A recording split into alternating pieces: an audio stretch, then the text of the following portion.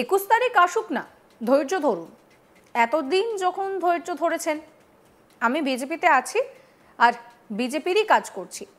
দিলীপ ঘোষকে নিয়ে সবসময় চমক থাকে, 21 তারিখেও চমক থাকছে। রাজনৈতিক জল্পনা উস্কে 21শে জুলাই নিয়ে ফের আগুনে ঘি ঢাললেন বিজেপির দাবাং নেতা দিলীপ ঘোষ। কি বলছেন তিনি, শুনুন।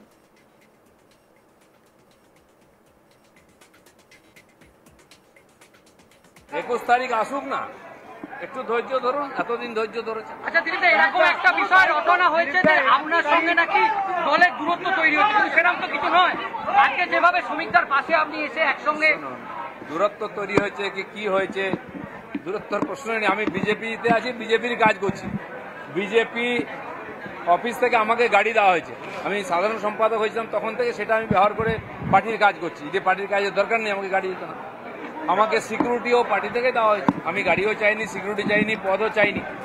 আমাকে যোগ্য মনে করেছে পার্টি, যা যা কাজ করা বলেছে আমি এটা করার চেষ্টা করেছি।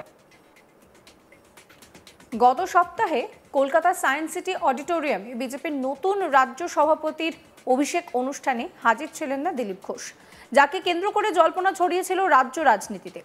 দীঘায় জগন্নাথ মন্দিরের উদ্বোধনী অনুষ্ঠানে মুখ্যমন্ত্রী মমতা বন্দ্যোপাধ্যায়ের আমন্ত্রণের সাড়া দিয়ে সস্ত্রীক দিলীপের উপস্থিতির পর থেকেই বঙ্গ রাজনীতিতে জল্পনা তৈরি হয়েছিল। পরবর্তী ঘটনা প্রবাহে দিলীপের রাজনৈতিক ভবিষ্যৎ নিয়েও নানান আলোচনা শুরু হয়ে যায়।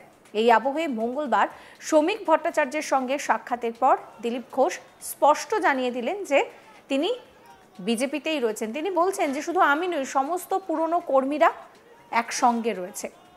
এবং তিনি বলছেন যে 21শে জুলাই নিয়ে কিন্তু জল্পনা রয়েছে, কিন্তু কি জল্পনা সেটা নিয়ে তিনি খোলসা করে কিছু বলছেন না। মঙ্গলবার বিকেলে সল্টলেকে বিজেপির দফতরে যান দিলীপ ঘোষ। সেখানে বর্তমান রাজ্য সভাপতির সঙ্গে দেখা করেন প্রাক্তন রাজ্য সভাপতি। সেই সাক্ষাৎ পর্বের পরই বিজেপির পার্টি অফিস থেকে বেরিয়ে সাংবাদিকদের মুখোমুখি হয়ে দিলীপ ঘোষ বলেন যে 21শে জুলাই আসুক না, একটু ধৈর্য ধরুন। এতদিন তো ধরলেন, আমি বিজেপিতেই আছি আর বিজেপিরই কাজ করছি। বিজেপি অফিস থেকে আমাকে গাড়ি দেওয়া হয়েছে। আমি যবে থেকে পার্টির সাধারণ সম্পাদক হয়েছিলাম তখন থেকে আমাকে পার্টির তরফে গাড়ি দেওয়া হয়েছিল, সেটা আমি ব্যবহার করে পার্টির কাজ করেছি। যদি পার্টির কাজে আমাকে দরকার নেই তো আমাকে গাড়ি দিত না। আমাকে পার্টি থেকেই সিকিউরিটি দেওয়া হয়েছে।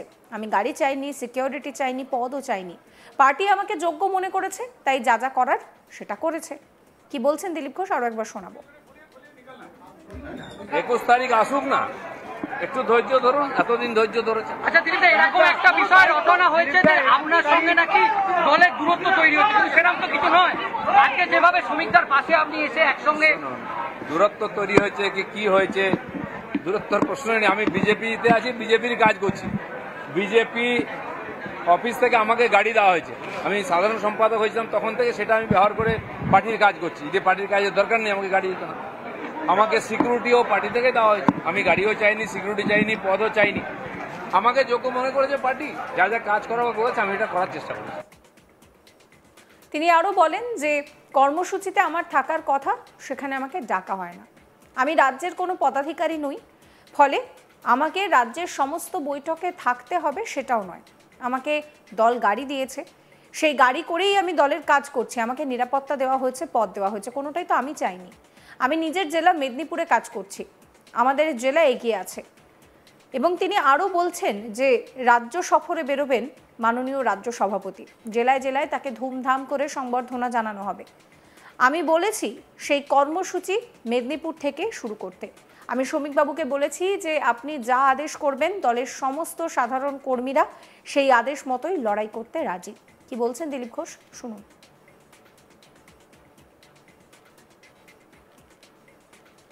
যে কর্মসূচিতে আমার থাকার কথা সেখানে আমাকে ডাকা হবে।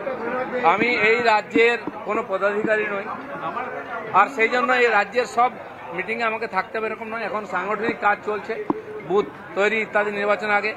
আমি আমার যে জেলায়, যেখানে আমি মেম্বার, পার্টির মেম্বার, আমি যেখানে ভোটার মেদিনীপুরে, সেখানে আমি বুথে গেছি, বুথে কর্মীদের নিয়ে বৈঠক করেছি, বুথ বানিয়েছি, এখনো চলছে। এবং আমাদের মেদিনীপুর জেলার কর্মীরা খুব উৎসাহে কাজ করছেন। মেদিনীপুরই এগিয়ে আছে সবচেয়ে বেশি। আমি যা খবর পেলাম 700 বেশি বুথ হয়ে গেছে। এবং এখানে আমাদের মাননীয় মেদিনীপুরের বুথ সভাপতি এসছেন অ্যাডভোকেট সুমিত মণ্ডল, তার সঙ্গে কিছু কার্যকর্তাও এসছেন। উনি এসে মাননীয় রাজ্য সভাপতিকে আমাদের জেলায় যাওয়ার জন্য আমন্ত্রণ করেছেন যে আসুন, খুব জোরদার স্বাগত আর সম্বর্ধনা দেবো। আমরা আমাদের মণ্ডল থেকে জেলার সব কার্যকর্তারা লেগে আছেন, স্ট্রিট কর্নারও করেছি ওখানে। সেদিন শ্যামাপ্রসাদ জয়ন্তী 6 তারিখে খড়গপুরের মাননীয় শ্যামাপ্রসাদজির মূর্তি স্থাপনা করেছি আমরা। তো লেগে আছেন কর্মীরা। মাননীয় রাজ্য সভাপতি যখন জেলা সফর শুরু করবেন, আমরা চাইবো মেদিনীপুরের প্রথমবার আসুন, সেখানে সমস্ত কর্মীরা তাকে সম্মান জানাবেন। এখন তো কমিটি হয়নি, জেলা কমিটি হয়নি, রাজ্য কমিটি হয়নি। আমি বলেছি যে আমি নয়, সমস্ত পুরনো কর্মীরা আপনার সঙ্গে আছে। সবার বিশ্বাস আপনার হাত ধরে আমরা নবান্নে পৌঁছবো। আপনি যা আদেশ করবেন, সব কর্মীরা, দিলীপ ঘোষ ও পার্টির একজন সাধারণ কর্মী, আপনার নেতৃত্বে আমরা লড়াই করতে রাজি আছি।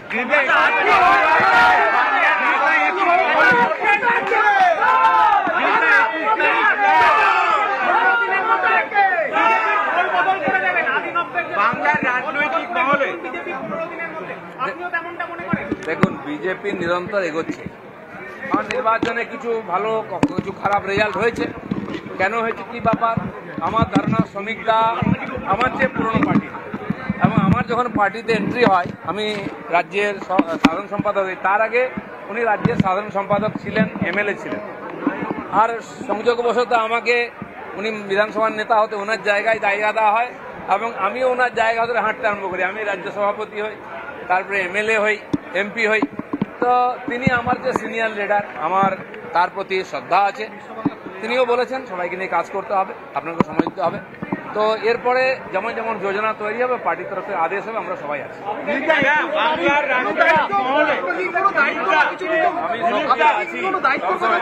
বুথ থেকে রাজ্য অব্দি বলুন।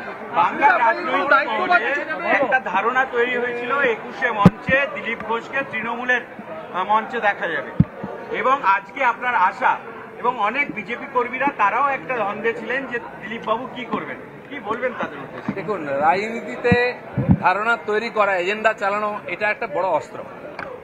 পশ্চিমবাংলার রাজনীতিতেও চলছে।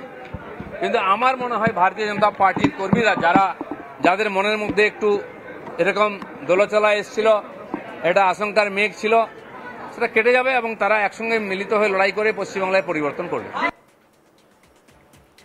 যে ছবিটা দেখা গেল, যে দিলীপ ঘোষকে ঘিরে সাংবাদিকদের মধ্যে, বিজেপি কর্মীদের মধ্যে উচ্ছ্বাস রয়েছে এখনো পর্যন্ত। মাঝে শোনা যাচ্ছিল যে দিলীপ ঘোষ কোথাও গিয়ে হয়তো কোণঠাসা হয়ে গিয়েছেন, ফিকে হয়ে গিয়েছেন, কিন্তু এভাবেও যে ফিরে আসা যায় তা ফের একবার প্রমাণ করলেন দিলীপ ঘোষ। সমস্ত খবরের আপডেটের জন্য আপনাদের নজর থাকুক আজ তাক বাংলায়। চ্যানেলটিকে সাবস্ক্রাইব করবেন, নোটিফিকেশন পেতে বেল আইকনে ক্লিক করবেন, ফলো করতে ভুলবেন না আজ তাক বাংলার হোয়াটসঅ্যাপ চ্যানেলও।